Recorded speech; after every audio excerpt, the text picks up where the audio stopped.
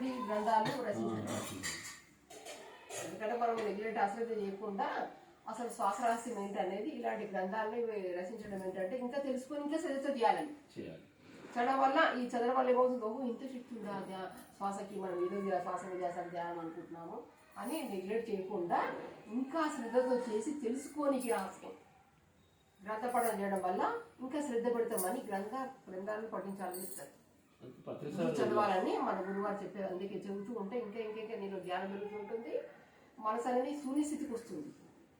ఏది లేదు, ఏమి ఇక్కడ లేదు, సర్వనాలోనే ఉంది కదా అది తెలుసుకోవాలి. నిరంతరం ఆ శ్వాసతో మమేక్యమై ఉండడు, అంతే. ఆ శ్వాసతో కలిసి ఉండాలి. ఇంకా నేను ఎక్కడికి వెళ్ళాల్సిన పని లేదు అని ఈ గ్రంథపడడం వల్ల మనకు అర్థమవుతుంది.